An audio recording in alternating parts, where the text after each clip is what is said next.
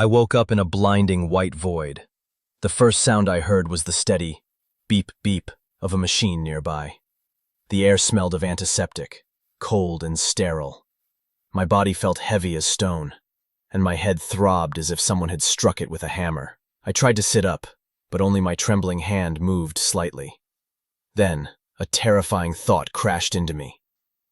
Who am I? The ceiling lights burned my eyes. I realized I was lying in a modern hospital bed. White sheets, gray walls, and a large window letting in the morning sun. A vase of red roses sat by the bedside table, but it did nothing to ease the harshness of the room. A plaque on the wall read, Charlotte Memorial Hospital, North Carolina. I knew I was in America, in Charlotte. But everything before this moment was blank. Beside me sat a woman. Her black hair gleamed. Her face was beautiful, her eyes seemingly worried but oddly cold. When she saw me open my eyes, she grabbed my hand. Chase! Thank God you're finally awake. That name echoed inside my mind. Chase. Harrison. Apparently that was me. But her voice trembled, not with joy, but with something rehearsed. Who are you? I croaked. She froze, then forced a smile. I'm Vanessa. Your wife. Her words stunned me. I had a wife? I looked at my hand, a gold wedding band glinting under the light. My fractured memory couldn't confirm anything. I wanted to believe her, but her eyes told me something different. Deep inside, instinct screamed, this woman was not to be trusted. Vanessa explained I had been in a car accident a week ago. The car had lost control and crashed into a barrier. I had been unconscious ever since. Doctors said my head injury caused temporary memory loss. She smiled as she told me to rest, not to worry about work. But every word she spoke felt calculated. When I looked into her eyes, I didn't see a loving wife. I saw someone guarding her prey. That night, a vivid image ripped through my dreams. I was behind the wheel, city lights flashing. My foot slammed the brakes. Nothing. The car sped forward. Metal screeched. Darkness swallowed me. I jolted awake, drenched in sweat, heart pounding. Chase, what's wrong? Vanessa. Mr. Harrison, do you have any enemies? The question slid out like a cold blade, striking the hollow space in my head. The man beneath the ceiling light wore a CMPD badge. In his eyes, I saw no pity for a patient, only the alertness of someone who had already smelled something off. Morning at Charlotte Memorial Hospital was quieter than I expected. The wheels of a medical cart rolled over vinyl floors. Footsteps tapped in steady rhythms. The smell of coffee drifted from a nurse's station down the hall. Sunlight spilled through the window, laying a bright strip across the white sheets. I propped myself up, the IV lines swaying gently. After the night's nightmare, my head still throbbed, but the detective's question jolted me fully awake. He introduced himself. Detective Daniel Miller, Accident Investigation Unit, Charlotte Mecklenburg, PD. A young officer stood beside him taking notes. A moment later, Ethan Collins showed up with a slim folder and the practiced, calming smile of a lawyer. He rested a hand on the bed rail and nodded at Miller. Vanessa wasn't there. She'd texted that she had to meet the board, a polite way of saying she was arranging power at Harrison Group. I listened and nodded, the dutiful husband. We examined the scene, Miller said, neutral. Your brakes show signs of tampering, not a random malfunction. Someone wanted me dead? I heard myself ask. Miller neither nodded nor shook his head. He followed with, any business disputes? Anyone who might hold a grudge? Or family matters? Family landed like a pebble pinging my ribs. I recalled Vanessa's eyes last night. Tenderness on the surface, ice underneath. I sifted through the dark spaces of memory. People say memory is an archive. To me, it felt like a scorched film reel, just a few frames left. I remember an argument, I said slowly. At the office. Late night. Someone slammed a hand on the desk. Glass on wood. Ethan shot me a look that said, not too much here. Then he cut in to pivot the angle. Harrison Group's been working several major M&A deals. It's not unusual to ruffle feathers. Miller took notes, asking about my route that night. whether I usually drove myself, who knew my schedule. I answered, listening to my own voice for any tremor. When Miller left, Ethan lingered. The door opened before Ethan could reply. Vanessa walked in, heels tapping, expensive perfume preceding her. She smiled at me and tilted her head at Ethan. "Taking care of my husband again, are we?" I noticed the way taking care curved at her lips. She set a food box down and smoothed the sheets, a ritual of possession. "I told you not to worry about work. The board agreed I'll act as interim. Everything will be fine." "How fine?" I asked. "You're selling the South End project?" She stalled half a second, then smiled. "News travels fast. It's only an option. You need rest.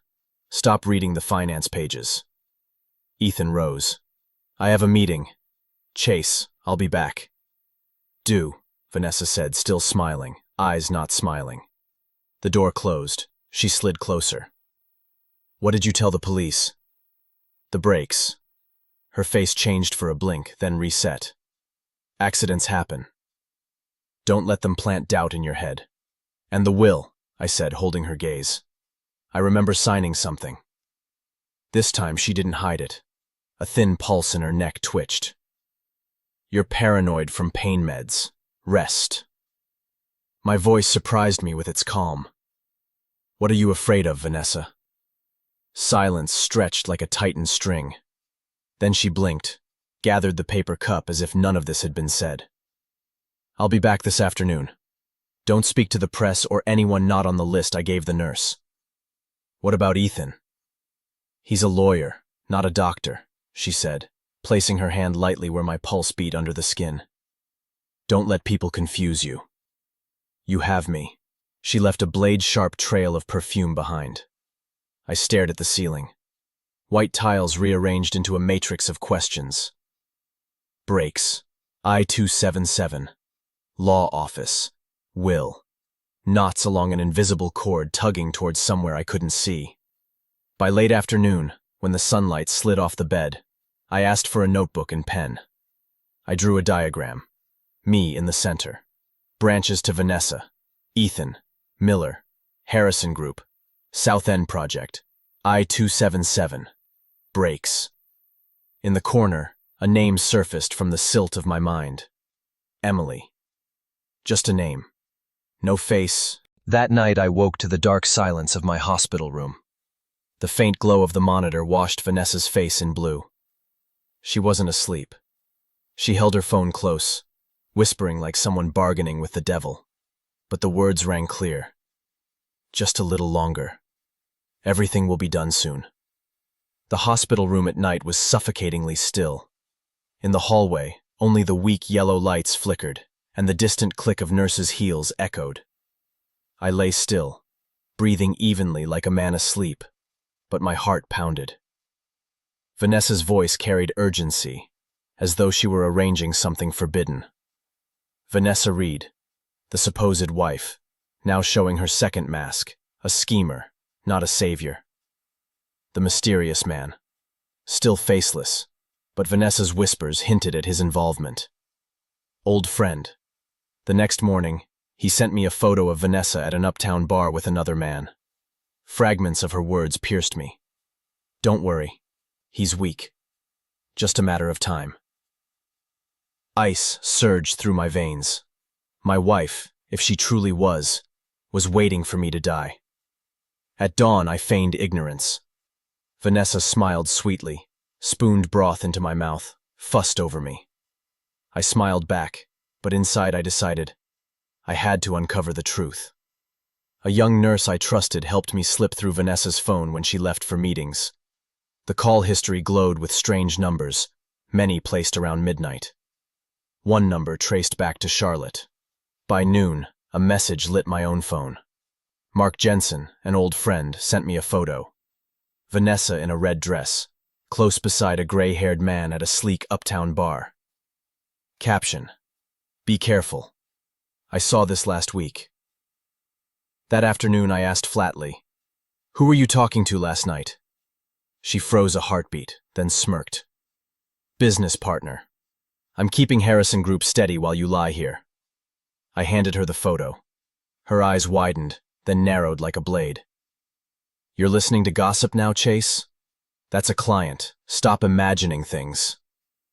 Her words came smooth, but her hand on the table trembled, knuckles whitening. I had struck a nerve. I didn't argue. I smiled, nodded like a weak husband clinging to trust. But inside, my resolve. That morning, I woke to the sound of the TV. The finance anchor's voice rang clear. Breaking news. After CEO Chase Harrison's accident, his wife, Vanessa Reed, has been appointed interim head of Harrison Group by the board of directors. On the screen, Vanessa in a white suit smiled radiantly as she stepped out of the company building. I sat silently watching. Uptown Charlotte buzzed with reporters crowding in front of Harrison Group headquarters. Behind the hospital glass, I felt like an outsider in my own life, cut away from the world that used to be mine. Vanessa Reed, no longer just a wife, now the figure holding all power in Harrison Group. Ethan Collins, the lawyer, the only ally I still trusted, yet he kept too many secrets. Harrison Group Board, wealthy, influential figures, now manipulated under Vanessa's polished hand. My fists clenched, veins taut. Harrison Group was my life's work, and now it sat in the hands of a betrayer. I couldn't recall everything yet, but instinct screamed. Vanessa wanted more than the company. She wanted me gone. Ethan visited at noon, laying down a newspaper carrying the same headline. You see? He said. I see, I replied, eyes fixed on the bold print. And I can't stay here forever. He lowered his voice. Patience. The police have leads, but not enough to charge her.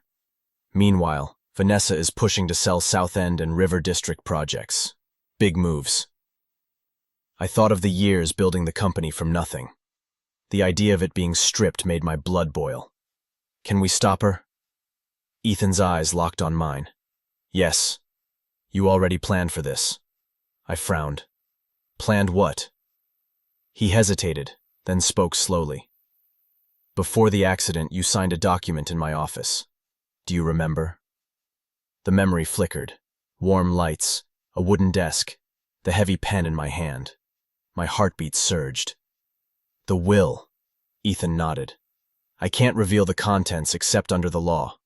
What I can tell you is, you didn't fully trust Vanessa. You left yourself a way out. Relief and dread twisted together. Relief that I wasn't entirely powerless. Dread that the will's content remained hidden, and might be the only weapon if I didn't survive. I asked, if I die? Ethan squeezed my... Rain hammered against the hospital window in Charlotte. I lay in bed as Ethan leaned close, whispering, Chase, the will is the reason Vanessa is afraid. I turned to him, heart pounding. The words, the will, echoed like a bell, dragging me out of the fog of broken memory. The room was gloomier than usual. Rain muted the light, and my reflection on the glass looked like a stranger. Outside, an old oak swayed in the wind, branches scraping the window with eerie sounds. Loneliness cloaked the room, making my conversation with Ethan feel like a clandestine meeting. Ethan Collins, the lawyer, the keeper of truth. Vanessa Reed. Absent physically, yet her shadow loomed over every word. Chase Harrison, me. Trapped in fractured memory, but realizing I had once prepared a countermeasure against betrayal. Ethan whispered, This will only take effect when you die. I can't disclose its contents except under law. But you wanted to be prepared. A chill ran through me. Had I suspected Vanessa's betrayal even before the crash? If so, then lying here was no accident. I pressed. At least tell me, who did I leave it to? Ethan shook his head, eyes heavy. Only when you're gone will everyone know. Chase, you once said in my office, if one day I disappear, I want the truth to speak for me. Do you remember? I shut my eyes, searching. A flicker surfaced. The desk, the warm light, my hands signing page after page, muttering, just in case. A shiver rippled down my spine. Night fell. I feigned sleep. The door creaked. Vanessa entered, whispering into her phone. He won't last long. Be ready. Once it's done, everything will be ours. My heart clenched. She was waiting for my death to seize it all.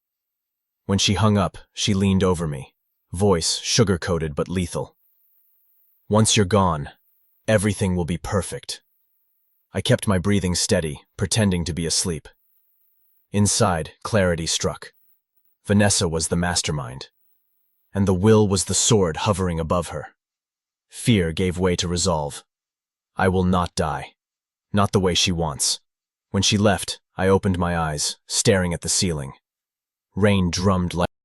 The day of the will's reading arrived sooner than I expected. Vanessa stepped out of her luxury car in uptown Charlotte. Cameras flashed wildly, shutters clicking like fireworks. Dressed in pearl white, she smiled radiantly, like a queen about to be crowned. Meanwhile, I sat in a wheelchair, quietly following Ethan into the law office. My heart pounded, not with fear or love, but with anticipation for the truth. Collins and Associates' office sat in Uptown. The conference room glowed bright, a long polished table under a crystal chandelier.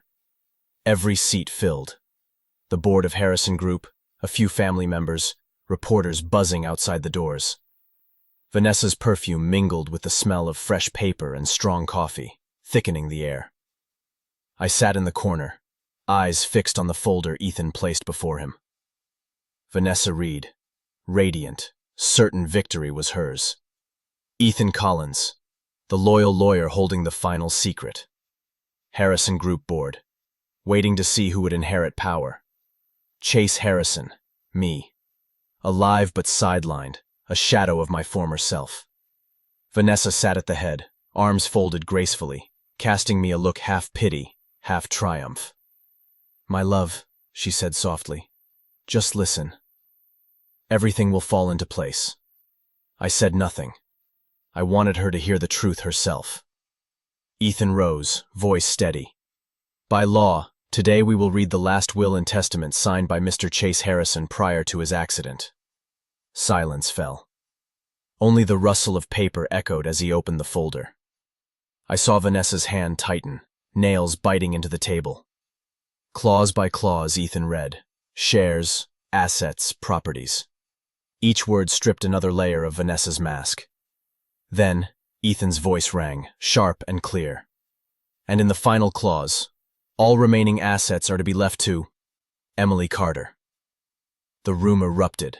Gasps, scraping chairs, whispers rising in waves. Vanessa froze, her face drained of color, eyes wide, hand trembling.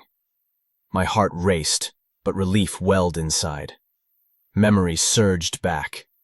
I remembered signing that will with guilt and resolve, desperate to atone for a past mistake.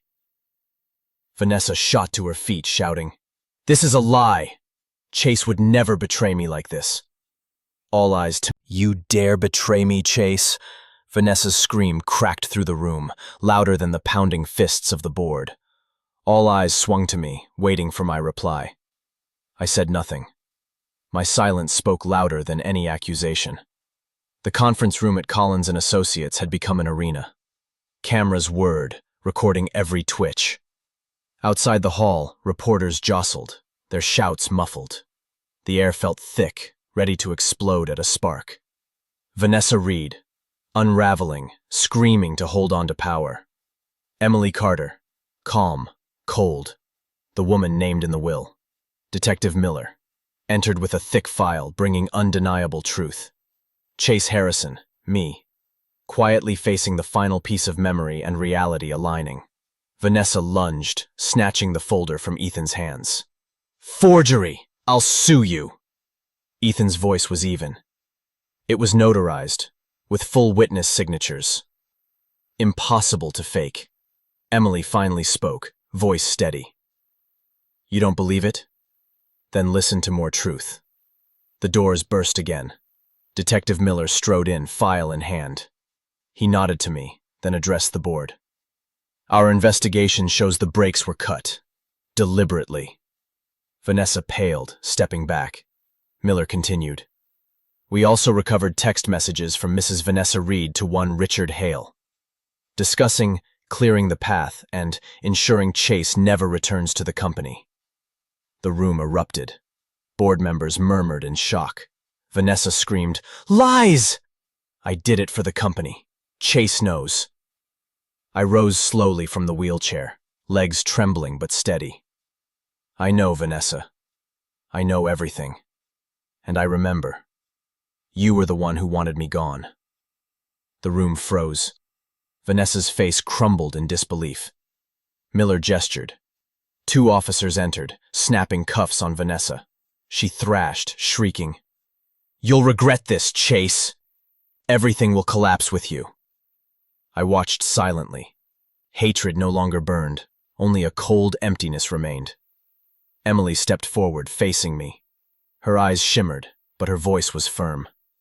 "You left everything to me." "But Chase, money can't erase the past." I nodded, throat tight. I knew. Vanessa was over. But my reckoning.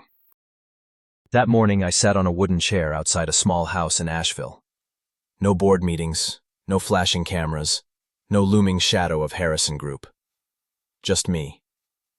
A survivor with trembling hands and a heart begging for forgiveness. Asheville was peaceful, the opposite of uptown Charlotte's steel and ambition. Emily's small house sat on a hillside, surrounded by wildflowers and red maples. Birds sang in the crisp morning air. The smell of toast drifted from a neighbor's kitchen. I breathed deeply. This air felt like medicine for all my lost years. Chase Harrison, me. No longer CEO, no longer wealthy. Just a man knocking on the past. Emily Carter. The woman named in the will. The woman I once betrayed. Now the key to my redemption. I knocked. Emily opened the door. She stood in a pale blue shirt, her brown eyes deep and steady. No longer the wounded girl I abandoned, but a strong woman. "Why are you here, Chase?" she asked, voice calm, words sharp. I swallowed. "To apologize, and to tell you everything." We sat in her small living room, sunlight slanting across the worn rug. I told her everything. The accident, Vanessa's scheme, the will, the nights of doubt in the hospital.